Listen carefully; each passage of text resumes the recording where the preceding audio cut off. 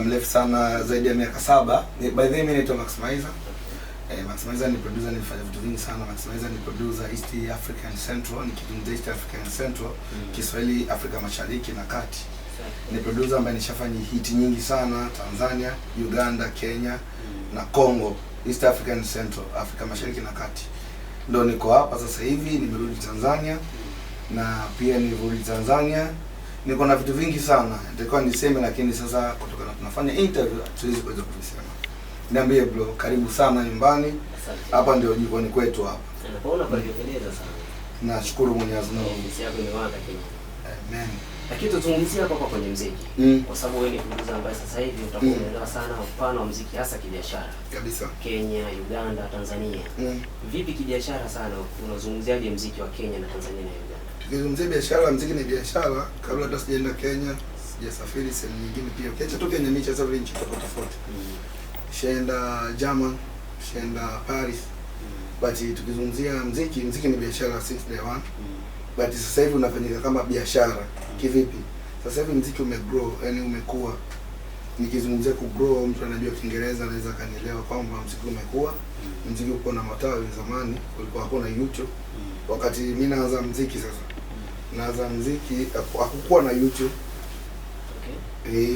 Hakukuwa na YouTube, hakukuwa na stream, hakukuwa na nini. Hakukuwa na boom, hakuna digital platform hakukuwepo. But mimi nilikuwa nafanya muziki na nilikuwa nasogeza na watu wakawa wananisupport, na pia muziki yangu ilikuwa inafanya vizuri. Kwa mfano watu ambao wakinisikia wale wakiwa wananijua na wananisikiza vizuri, mimi si mgeni kwao kwa sababu wanajua kabisa muziki wa Ayola niliofanya, kina Chemical nikafanya, na Sibeka Flavor nikafanya kabisa kwenye system, lakini siku kuwarudisha tu. Kuna muda mimi producer, niko na kipaji, niko na talented. Mimi siwezi kupiga beat ikaweza kufika sehemu fulani bila kusapotiwa na watu. Inatakiwa kuna watu pia ndio wajue, lakini watu wako behind the scene, wako nyuma ya kamera. Niambie bro. Safi kabisa. Lakini hapo tukizungumzia kuhusiana na ukubwa wako sasa kwenye industry ya music. Nafikiri hapa ulivyotoka Tanzania kwenda Kenya, umetoka kwa dili kubwa sana. Lakini sasa hivi umesharudi. Na watu wengi bado hawajajua kama umerudi kwa Tanzania. Kweli. Lakini bado kuna watu wanahitaji uendelee kufanya kazi na ukubwa wako lakini. Vipi sasa umekuja kwa mipango gani? Yaani ni vitu gani ambavyo umekuja umeplan kwamba hapa nimerudi Tanzania nchini kwetu kwamba kuna vitu vingi nitafanya hasa kwa Tanzania. Ukinizungumzia kwa plan, nilikuwa na plan kwenda nipate kitu nilipoenda, lakini kurudi si ku plan, ni kurudi nyumbani kama nilivyosema. Mimi nimerudi nyumbani. Kurudi nyumbani ni ile nilikuwa nimeplan vitu nchi nyingine, nimepata, nimerudi. So that sasa hivi nimeplan kama kwa mfano mimi ni producer, nafanya music, niko na management sasa hivi, niko na watu wananisimamia ambao walikuwa wananisimamia kitambo, lakini mpaka sasa hivi wanazidi kunisimamia. Na pia Kenya nienda kutafuta, kuna baadhi ya vitu nimevipata na nimerudi. Kuna wasanii wengi sana ambao walikuwa wako nyuma yangu, lakini sasa hivi nataka niweke forward. Ni hivyo. So Kenya nilienda kutafuta, nimerudi nyumbani, siku plan kitu. Kurudi nyumbani siku plan. Kurudi nyumbani ni kuwa je, nimejipangaje huko Kenya, je nimerudi kufanyaje? Kama naweza kusema mimi sasa hivi Tanzania, sasa niko na mashuti mengi sana siwezi kuyasema. Niko na mabomu ya kutosha. Muona kama sasa hivi nimetembea kwenye ofisi yangu, ukiangalia hapa ni Maximizer Foundation. Maximizer Foundation, tunazungumzia Maximizer Foundation ni founder. Mimi ni founder na foundation Kiswahili ni msingi. Mimi ni producer ambaye nishafanya watu kwenye msingi. So watu wataweka rinta, wataweka decoration zao, lakini mimi ndio msingi. Ndio hii tunataja wasanii wote niliowatoa. Utaweza yaani utataja tu mimi. Lakini hapo ulipokuwa unazungumza kwanza uko chini ya management. Kiasi kwamba ulitoka Kenya, ulitoka Tanzania kwenda Kenya. Yaani hapo tunataka tujue kwamba management yako ilikuwa inajua kwamba utokaji wako Tanzania kwenda Kenya, walikuwa na taarifa hiyo. Taarifa ziko, na maanisha management ni nini?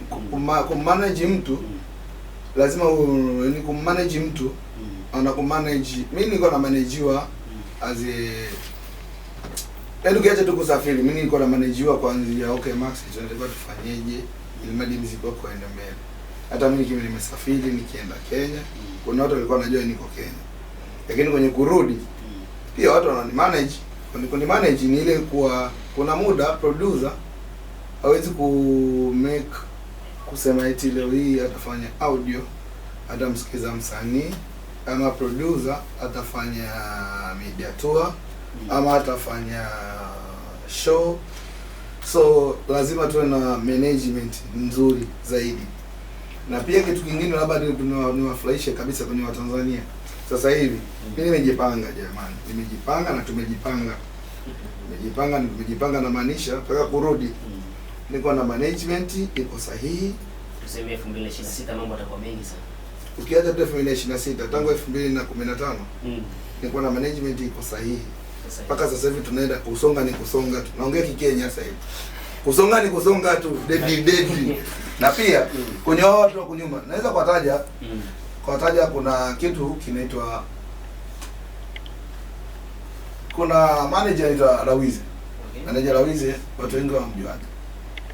Na manager Lawize ukiacha mambo yote tuliaso since day one, na Lawize ndiye mtu ambaye tulifanya naye vitu vingi sana. Ukiacha kuona ofisi, ukiacha kuona vitu vyote, alikuwa nyuma yangu kitambo sana. Na mimi mpaka kufikia mimi naweza kusema kuna mtu alikuwepo.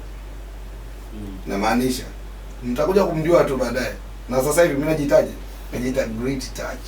Unajua maana Great Touch? Hapa sije. Yaani Great Touch, yaani ni touch ambayo kubwa. Yaani GT, Great Touch. Kwa tuseme uje wangu Great Touch. Uje wangu wa Tanzania. Si tu kuplan, lazima niko nirudi Tanzania na niko na Great Touch. Yaani touch yangu ni heavy weight. Nimekuja sasa hivi kwa ni great. Okay. Kama utanielewa utanielewa. Nafikiri sasa hivi watu wengi walikuwa hujui kama umeshafika, na ndio umeshafika sasa hivi Tanzania. Kwa vipi sasa unawaambiaje watu kwa kwamba bado unakaribisha waendelee kuja, tena una mpango wa kuondoka tena nchini kama ulivyofanya mwanzo? Kuondoka iko, lakini tuko na ofisi sasa hivi. Okay. Kuondoka nitaondoka endapo nikiwa na kazi. Ofisi, lakini wasanii wakiwa serious tunaweza tukafanya nao. Hii ofisi inamkaribisha kila msanii yoyote. Hatubagui, hatuchagui. Eti wakati mimi nimeondoka kuna wasanii sikuwa nao sawa ama nilikuwa nao sawa. Yoyote anakaribishwa. Lakini sasa hivi nilivyorudi,